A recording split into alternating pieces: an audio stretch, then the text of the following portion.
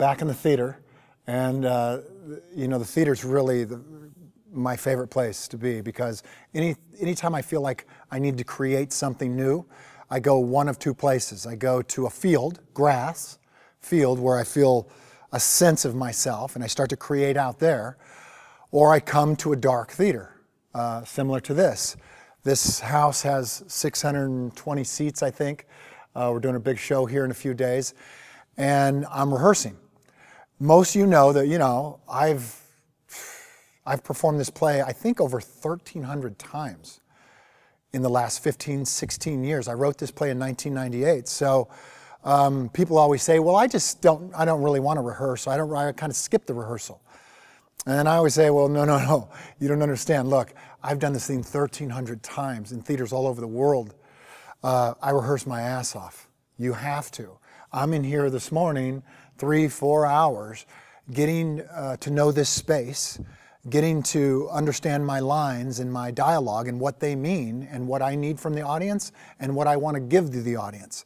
So I'm constantly rehearsing for things like that. So if I can do this kind of work with a play that I wrote and that I've been performing for like 15, 16 years, then you certainly, I want you in there marking your territory. I want you rehearsing. You have to outwork everybody, because, you know, the saying holds true that Bobby Knight said, that, you know, everyone's got the will to win, but no one's got the will to prepare to win. No one is really ready to speak. They just speak. I actually get ready to speak. I prepare myself to perform. Most people just want to perform, or they just want to speak. That's a mistake, and that's a #1 mistake. Let's talk about physical fitness. You know, the people that I work with on an ongoing basis, like, I want them in perfect condition. And what usually happens with them, even though we're talking about speaking and presenting and being the best, what ultimately happens to people is they lose a lot of weight. They get very lean. We cut the fat. And it's just what's necessary to cut a path on stage. You've got to get lean.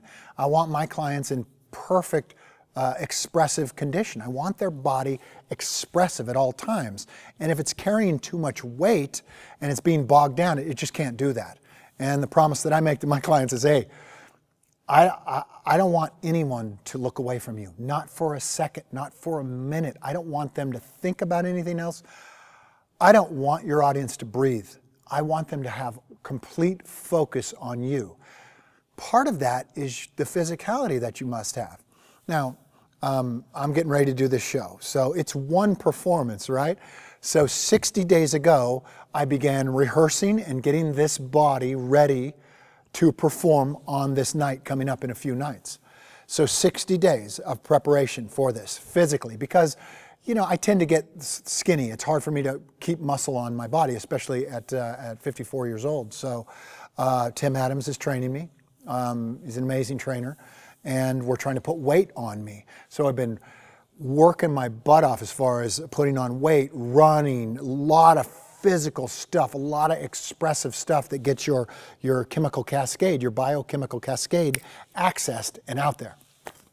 A lot of that. And here we are 60 days later, and my body feels, it's still sore from those 60 days, but it's so much more expressive. And I'm gonna be a character that has to have some physicality and some power to him. So I don't want to leave anything left unturned. And so the nutrition that goes with being that physical and those kinds of workouts, you know, you can't out-train a bad diet. You just can't. So I demand so much of my body that my nutrition, if that's off, I'm off. So people in these seats right behind you, in 2 days' time, these seats are going to be filled with people, right?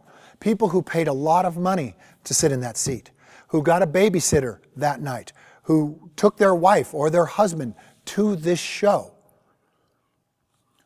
My desire for them is to turn to each other and say, that's the best performance I've ever seen. That's my desire. Now, I don't know if that's going to happen or not, but that's my attempt. That's why I train as hard as I do. That's why I rehearse, and that's why I eat properly and get my body physically express and fit so that it can express itself. Because those people are going to be there. They paid their money. They're going to want something. And most people are polite. Like, they'll put up with a bad performance. They'll put up with my body not being perfect sync with my words. They'll put up with it. And they'll go like this at the end. Let's go home. Let's go eat. What are we doing next? I don't want that ever to happen in one of my performances. I don't want it to happen to one of your performances. I want the spouses to turn to one another and say, did you see that? I've never seen anything like that before. My life is now different going forward. Isn't that our responsibility as stage performers, as leaders? I believe it is.